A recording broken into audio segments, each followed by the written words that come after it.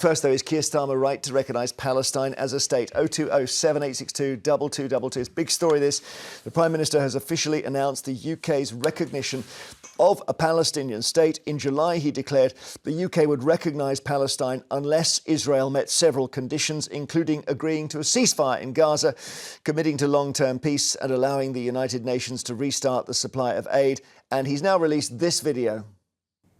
In the face of the growing horror in the Middle East, we are acting to keep alive the possibility of peace and a two-state solution.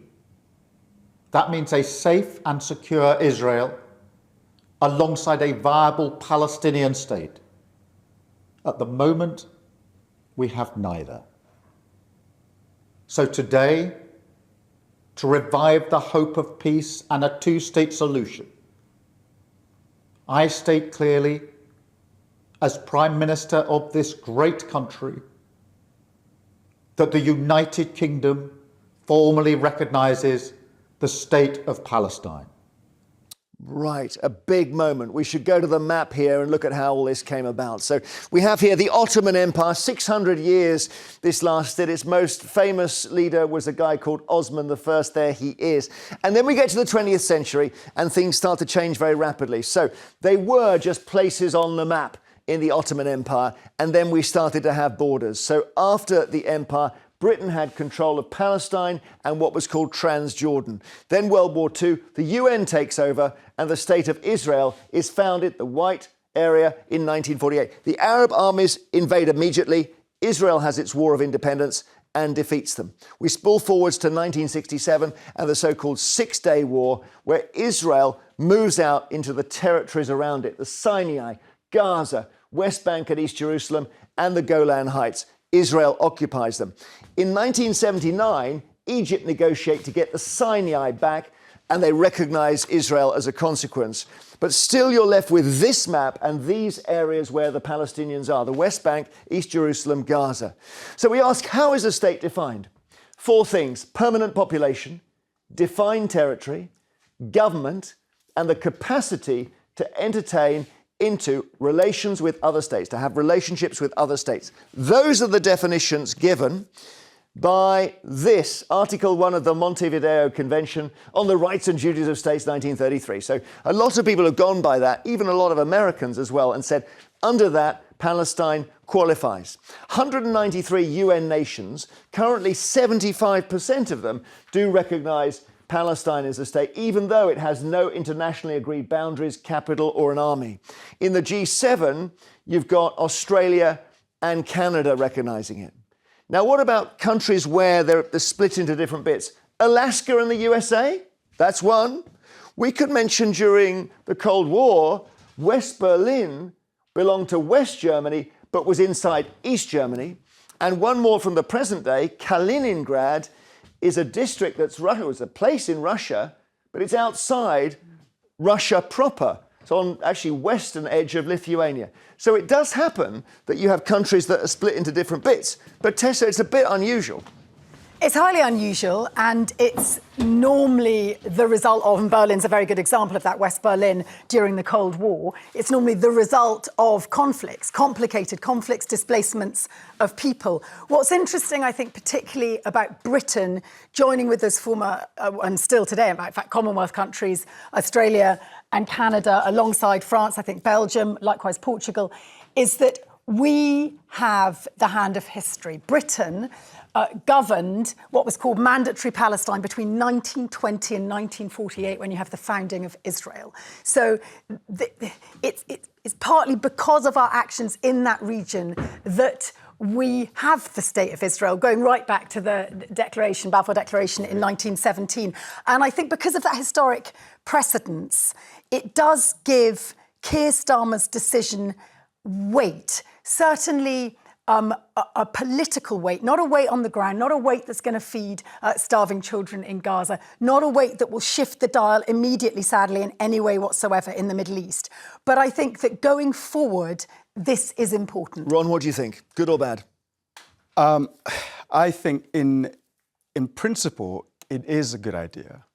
But it is bad for me, from my perspective, looking at this, because it goes so far against so many things that were already in place to go towards this two-state solution. And I go back to the first time I actually ever remember watching anything about this conflict, 1993, Clinton at the Oslo Accords, yes, which with Arafat and I forget the leader. Was it Yitzhak? Rabin. Yitzhak Rabin. And in that handshake, the idea was that we would have a two-state solution once the conditions had been met. And since then, those conditions kept falling foul, falling short of the expectations. And here, with Sir Keir Starmer, he has actually ignored that and is just gone straight to recognising the state of Israel. Now, I agree with Tessa here, what she's saying about our position as a country with regards to the history of that region. But you need to do things properly and with accordance with the agreements that were there in the first place. OK, well, somebody who's not happy about it is friend of the show, journalist Angela Epstein. Give us your thoughts, Angela. Hi, good morning. Good morning to all of you. This was a terrible, terrible day. I don't think I spoke to a single Jewish person yesterday who felt anything other than absolute bleak horror and despair. Everybody wants the war in Gaza to end. Everybody wants the suffering to end. Okay, I noticed that neither of the panel have mentioned the hostages. They talk about the starving in Gaza, which is terrible, but nobody mentions the hostages. This was a spineless, craven, self-serving piece of virtue signalling from a prime minister who is only concerned with saving his own political skin. Just remember that on October the 7th, the worst atrocity since the Holocaust happened to the people of Israel. 1,200 people beaten, murdered, brutalized, babies beheaded, women raped, 250 or so kidnapped, 48 of whom are still rotting in the cells of Gaza. The families of the hostages came out yesterday and echoed this sentiment and said this is simply rewarding Hamas. Okay. Now, Hamas are a proscribed terrorist organization who carried out this genocidal assault, unprovoked, on Israel. And they have already declared, and this is the most shameful part of it all, regardless of where you are on the politics of the region, I understand different views on the two-state solution. Can I just play? But let me just tell you one thing, Jeremy, quickly, this is so important. Go on. Hamas said October the 7th, this was the recognition of the Palestinian state was the fruit of October the 7th. The fruit of October the 7th. Right. So our Prime Minister is rewarding terrorism. So Keir so Starmer before we did, go anywhere else, remember that. OK, Starmer did address concerns that recognising Palestine would reward Hamas in his statement. Let's have a look. Hamas is a brutal terror organisation. Our call for a genuine two-state solution is the exact opposite of their hateful vision. So we are clear, this solution is not a reward for Hamas because it means Hamas can have no future, no role in government, no role in security. Well, there we go, Angela. Yeah, OK. Yeah, absolutely. And we all believe in the tooth fairy. Until, most of the remaining leadership of Hamas are squirreled away in Qatar in their villas, not really on the ground in Gaza doing anything about the suffering of the people of Gaza or the fact that the hostages are incarcerated. Right. Ron wants to come in. Ron wants to come in. Well, like I said, Angela, at the outset, principally, the two-state solution is what we all want, and I'm sure that's what you want. And like you, I've actually also spoke to friends of mine who are Israeli and in fact served in the Israeli army as paratrooper, who says that this whole fiasco is abhorrent. And in that, the reason why he says that is that there's no winners here. And the fact is, what we want is the war to end. And of course, return the hostages. That's what we all want. But the fact is, Hamas are a terrorist group, and we do not need them at the table. OK, so let me get a call on. Hang on. Craig in Northamptonshire. Hi, Craig. Oh, hi. Just a quick one to point out. That on October 7th, there is no evidence whatsoever about anybody being raped, and definitely I don't think you can say that. But Angela did talk about babies being beheaded. That was that. I'm Have not you clear. not? OK. The GoPro footage from the Hamas terrorists exists. There have been countless journalists who have witnessed it. There Of have been babies being leaders of beheaded. international communities, including that. I've been to listen to a hostage in the same room. I'm just as them, asking about, Aisha you said Rabi. babies were beheaded. That was all I was asking, just to make sure. But I think we're all pretty clear Okay. about the horrific It was sexual horrific, violence yeah. that also it was horrific. Craig, why are you sort of dancing around that? Well, there's no question it was a horrible, horrible, horrible day. Well, truly was a horrible, terrible, disgusting day. But trying to further Israel's actions in Gaza by saying babies were beheaded, there were mass rapes. It's not true. But it was as bad as it gets. I mean, there's no disputing that. Well, Sorry, but Tessa. But see as it was, people were machine gunned to death. But Craig, I think that you're really doing a disservice. I'm not sure why you've called up. Have you called up to say that you support the recognition of Palestine as a state? And if so, I don't know why you're trying to suggest or be equivocal about the appalling nature of the attack on the 7th of October.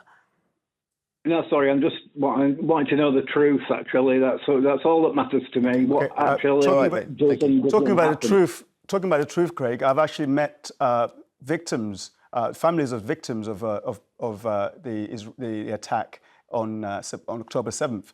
And I've actually met families of people who are actually being held hostage at the moment by Hamas. So it is true. It is not false that what's happened on October 7th. All right. OK. Thank you, Craig. We'll have more calls. Keir Starmer says he wants to revive the hope of a two-state solution to bring peace for Palestinians and Israelis. Will it achieve this? Let's go to Gary in Dumfries and Galloway. Gary, what do you think?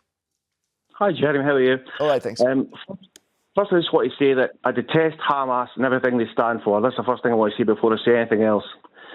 But it's purely academic now, this recognition of Palestine, because the publicly stated policy of the Israeli government is the death or exile of every Palestinian in Gaza. And then once that's completed, they'll move on to the West Bank and there'll be 3 million Palestinians either killed or exiled in the West Bank. Let's put that to Angela, because that's kind of the effect of things at the moment, Angela, is that they're all having to move. Yes, but they move because the Israeli army warned them when they're about to carry out their incursions. No army in the world has ever done that, warned the so-called enemy population about their military manoeuvres. We certainly didn't do it in the Second World War. Angela, I have to draw you up. Hang on a second. Let Tessa speak. But you cannot ask people to move when there's nowhere to move to, when the coastal road is blocked, when there are no trucks, there is no petrol, there's nowhere to go to. That's a totally disingenuous line from you, and you're an intelligent woman, Angela, and I respect you. No, please don't, Tessa, please don't patronise me. Please do not patronise me. But you're patronising us with the suggestion that Palestinians have somewhere safe to move to when the city of Gaza's under siege and whole families are being killed. Is a war. So this is a war that Israel... I've just returned from Israel. Everywhere you go, there are pictures of the hostages everywhere. The country is bleeding. It didn't want this war. Nobody wants this war. This declaration of a Palestinian state is so vacuous because it's not contingent upon anything, contingent upon Hamas laying down their arms, contingent upon the release of the hostages. We don't know where it is, what it is, how Gary it is. made a different point, as the historian... Gary's point, sorry, was that it looks as if Israel is trying to clear Gaza of Palestinians. Well, OK, so here's the thing. Israel is probably one of the mightiest military armies in the world. If Israel wanted to do that, it could have flattened the place on day one. And bear in mind that the day after October 7th, the rockets were firing from Gaza. Israel didn't go into Gaza until October the 13th. I was there in Israel on October the 7th. A country cannot mobilise Gary, what do you think of this? That quickly. I think Netanyahu made a statement a few weeks after the massacre, and he said they're going to treat the Gazans the same as the way that King Saul treated the Amalekites. If you know your Bible, 1 Samuel, God instructs Saul to attack the Amalekites, kill every man, woman, child, and animal. I don't know if he said that. That's publicly stated. He stated that publicly, so I don't know whether there's any confusion about this, about if it's genocide or... That is the publicly stated policy of the government. All right. What we do know is that Jewish settlements in the West Bank have doubled since Benjamin Netanyahu's rule, and that he continues and stated publicly he intends to continue down that path. Do they have to remove them now, or what? Do we Britain say you've got to remove those? Well, Yvette Cooper was very clear this morning. Apparently, she spoke to her counterpart in Israel and said it's got to stop. But these are mere words, aren't they? Tessa, you know your history. What about 2005? What about 2005? What about Gush Katif? Go on, you're the historian. Tell me what happened there. I think the problem is when we can. No, you've not answered the question. But we can constantly do tit for tat, can't we? The whole point is what happens is every time somebody says, you know, dead babies in Gaza, somebody else says hostages, etc. You've not answered the question about the history, and you're a historian. What you have is tit for tat, and what this is trying to find is a way forward. We're not doing Angela, a way forward. Thank you, Gary. Shelley in Newcastle, hello. Hello, Shelley. Exactly. Hello. Hiya. All right. I've got a few points, actually. I think it's an you'll be lucky. pantomime. I don't think these politicians have thought this through properly, because there's already 100 countries recognising Gaza. It's made not a pick of difference anyway. They need borders. I mean, Israel's got 2 borders with Gaza and the West Bank, and they haven't even got a government. Now, what happens when there becomes elections and they're a normal state we can't butt in and Hamas is re-elected? And Starmer didn't say, right, you can be Palestine, but you need to release the hostages. This war would be over if they released the hostages and Hamas went. Okay. I mean, if it was Ron, what do you make of that idea that actually that you give? Hang on, Shelley. You give Palestinians the state and they re-elect Hamas. Well, this happened, I think this is 2005 that Angela's talking about. This is exactly what happened. Hamas were elected, but they are a prescribed group. 2007. 2007, I beg your pardon. 2005, Israel pulled out of Gaza, dismantling. Tessa, you couldn't answer the question, so you need to know your history. Okay, they pulled out of Gaza in 2005. They dismantled several Israeli settlements. The Palestinian Authority were elected, and then that gave way to Hamas. So the Gazans elected Hamas. So they were left to independence. But Angela, I understand that, Angela. But Angela, I was just responding to Shelley. I was responding to Shelley's comments, which I, in principle, agree with, which is that part of the condition for a 2-state solution, apart from just the accords in Oslo of 1993, is also to release the hostages, to make sure that we can then have proper dialogue. If you want to be a state, you have to be prepared to have dialogue. And at the moment, Hamas are taking over this Palestinian state, and therefore the actual dialogue cannot take place when you have a prescribed group that is running the show representing Palestine. Right, let's get another call. Tom in Manchester, hi. Hi, Jeremy. Is this a good idea? Yeah, I mean, I never thought I'd see the day where I actually, for once, agree with what Keir Starmer's done. I mean, it's took him long enough. I mean, absolutely, we should be recognising them as a state. I mean, it might not do anything in the long run, but, I mean, by God, we've got to show some solidarity with the poor people in Palestine. End of the day, the people... We have to have a diplomatic visit from Palestine. It's a country, we recognised it. We have to have an embassy here. What if Hamas are re-elected and that their ambassador is Hamas? Let's not forget who's gone back on the ceasefire deals already. It was Israel. So they had a deal, they had a ceasefire in place, and it was Israel every time that's gone back on it. Okay, Tom, thank you. Thank you. Elijah in Belfast, hello. Go on, Elijah. Time is tight, Elijah. Hello. Hi. I couldn't agree. Hello, can you hear me? Yes. We can. Oh, can you hear me? Sorry. Yes. I couldn't agree with Angela more. I think what Keir Starmer has done is completely abhorrent. I think he glazes over October the 7th. Hamas are so proud of what they've done. They have put it on website. They've got their own website where they filmed it on GoPros, including putting a baby on fire in their cot. For example, if ISIS wanted Islamic State, would he also recognise them as a country? Yeah. Tessa, this is the heart of the problem. Tessa, this is at the heart of the problem.